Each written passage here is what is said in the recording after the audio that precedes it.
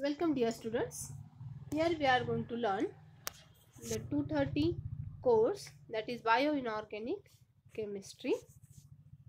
So let's start with our today's topic, that is stability of the complexes. What is the stability? Here whenever we prepare any compounds or the complexes, they can be exist or under suitable and required condition. Only that condition the complex is stable and that can be stored for a longer times, but this cannot be generalized to all the complexes. One particular complex may be stable toward a reagent and highly reactive toward the another one. That's why we have to identify or study the stability of the complexes. Here there are two different types of the stability.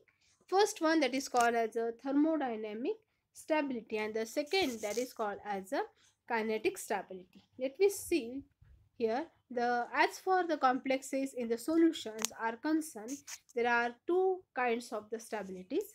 First, that is thermodynamic stabilities. The measure of the extent to which the complex will be formed or which can be transferred to the another species when the system has reached equilibrium, that is called as a thermodynamic stability. Means the measure of the extent which can be formed or the transform in an equilibrium condition, that is called as a thermodynamic stability. Next stability, that is called as a kinetic stability. What it means? It refers to the speed with which the transformation leading to equilibrium will be occur, that is called as the kinetic stability. Under this, the rate of substitution, racemization and their mechanisms, the factor which are affecting the rate of this reaction which also be studied.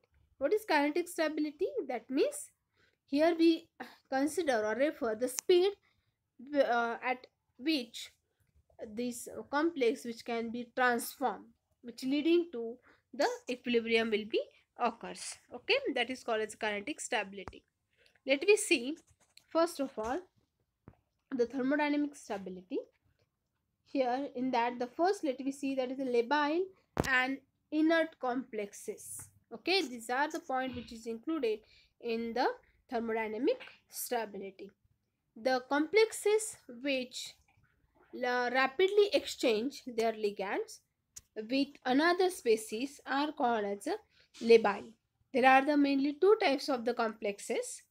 First, that is what the labile complexes, and the second one, that is called as a inert complexes. Okay, here what is the labile complexes? That means the complexes which rapidly exchange their ligands with another species, that is called as what? The labile complexes. That means, let me see the example. If you take here the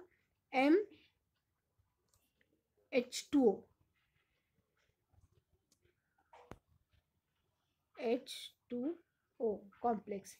This complex which can be transferred, or this ligand H2O ligand which can be easily exchanged, rapidly exchanged with MNH3.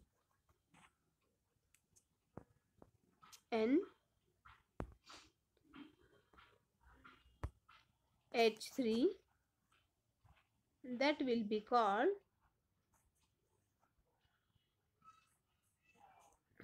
okay, that will be called as what? The labile complexes.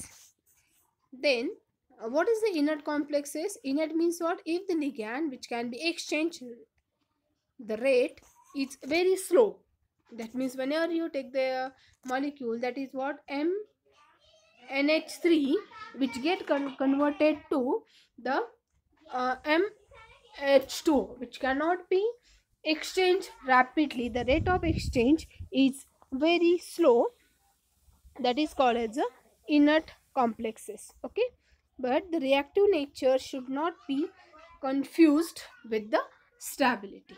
Okay, let me see the stability constant, or is also called as a formation constant. How to find out their stability? According to the GDM, formation of the complexes in aqueous solution proceed through a stepwise fashion with corresponding equilibrium constant. Let me see the example. Here there are the mainly two types of the formation constant. First, let me see, that is stepwise formation constant. In this, here let me see the first example.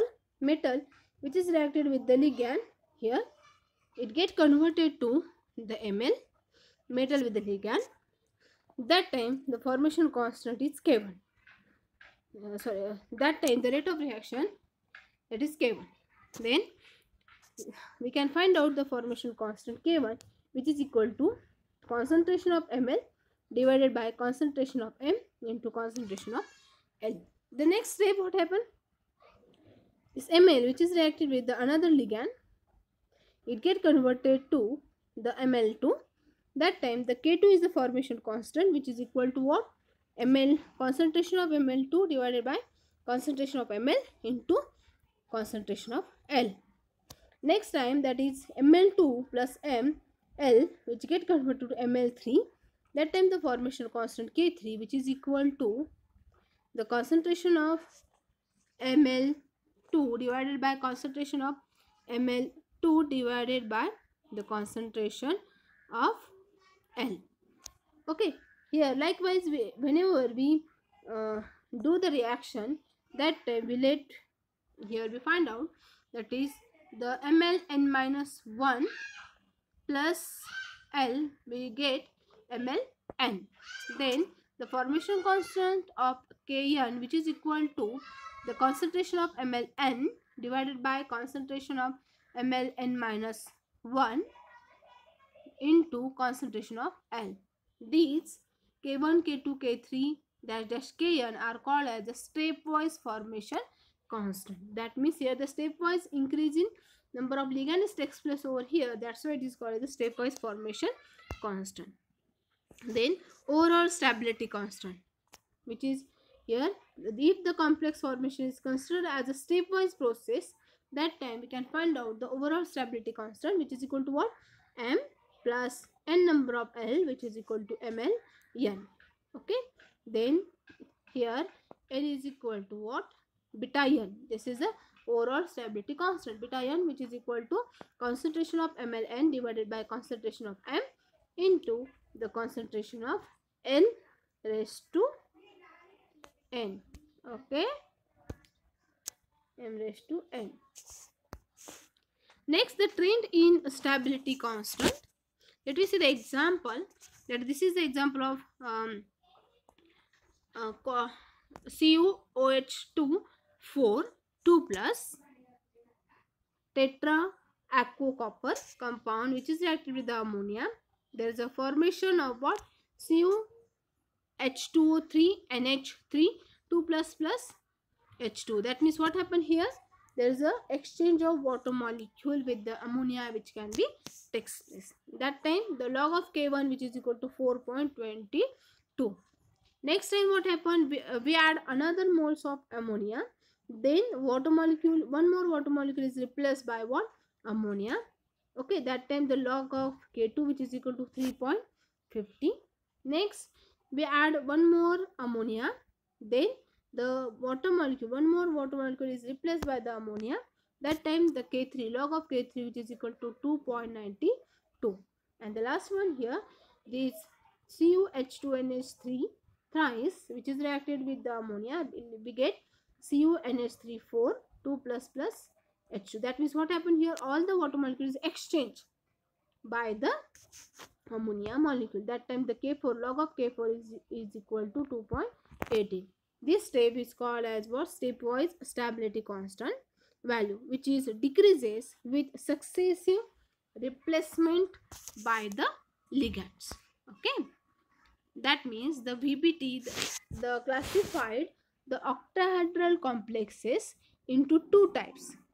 there are the two types of complexes, that is what inner orbital complexes, that is D2sp3, and the second type that is called as the outer orbital complexes, that is what sp3d2. Remember that if the hybridization is D2sp3, that time that complexes are called as inner orbital complexes, and if the hybridization is sp3d2, that time it is called as what outer orbital complexes. The two d orbitals involved in the hybridization are what EG set of the orbital. Let me see the outer orbital complexes. The complexes having sp3d2 hybridization are called as what outer orbital complexes. The term of VBT, that is valence bond theory, these bonds are weaker. These bonds are what? Weaker. And that's why here, if the complexes having sp3d2 hybridization, that are generally labile complexes. Okay, that means outer orbitals complexes are generally labiles. Then which metals form the labile complexes? Manganese, Fe2, Fe3, CO2, Ni2, Cu2. All these are the metal which form the labile complexes. This is very important question asked in the examination. Which one of the following complexes are inert or the labile? Okay. Next, let me see the inner orbital complexes. These complexes generally have D2sp3 hybridization. The hybrid orbitals are filled with a ligand. Electrons are called as the inner orbital hybridization. Okay, here the T2G orbitals of metal accommodate the d electron of the metal. That means the electron which is present in the T2G, that are called as inner orbital complexes. And also the D2sp3 hybridization are what? There is the bonding between these are very strong, and that's why here these complexes are mostly what? Inert complexes. Outer orbital complexes are the labile, and inner orbital complexes are what? The inert complexes. Okay, here the hybrid orbital are filled with the ligand electron, and also here these electron are present in T2G orbital. Okay, if the T2G level are left vacant, then the complexes are associated with the incoming ligands, and the complex is what? Labile. If okay, that means what happen here? If the T2G level is vacant, that time here these complexes are what? Labile. And if the T2G level are occupied, there is a number of electrons present in T2G level. Here if the d orbital is there, this d orbital divided into the two level.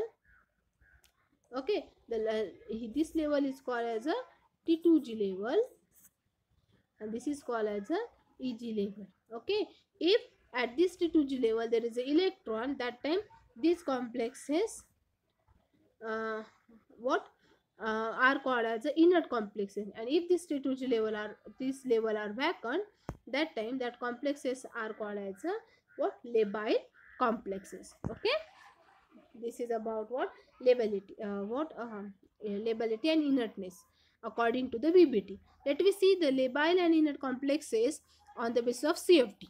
According to the CFT, the ligand field splits the d orbital. Okay, then crystal field theory. This splitting leads to the decrease in energy of the system, whose magnitude depend on the number of electrons present in the d orbitals. If the CFSE value, that is crystal field stabilization energy, I hope you studied this CFT, and you can calculate the CFSE, that is crystal field stabilization energy. This CFSE value increase by association or dissociation of the ligand, then the complex is called as a labile. On the other hand, it is inert when there is a CFSE, a less number of CFSE value. What happen? If the CFSE value is increased, then that complexes are called as labile complex. And if the CFSE value is decreased or less, that time it is called as what? Inert complexes according to the CFT. Okay, let me see the factor affecting the lability of the complex. First, that is a charge on the metal ion. The highly charged ion form the complexes which are react slowly, that is called as a inert. Highly charged ion complexes are what? Inerts. Next factor, that is the radii of the ions. The reactivity decreases with decreasing the ionic radii. Ionic radii is decreases, the reactivity also decreases. Next factor, that is the charge to radius ratio. Here, if all the factors are similar, the all the factors are similar, the ion with largest Z by R, that is charge to radius ratio value, reacts and with the least rate. Okay, if all the factors are similar, the ion with largest J by R value react with the least rate. Okay, and the next factor, that is what? Geometry of the complex. Generally the four coordinated complexes are mostly labile. Generally the four coordinated complex, that is tetrahedral complexes, are mostly labile. Thank you very much for watching this lecture. You must have to comment as writing your roll number and your name. This is your presentee. Okay, okay, thank you very much for watching this lecture.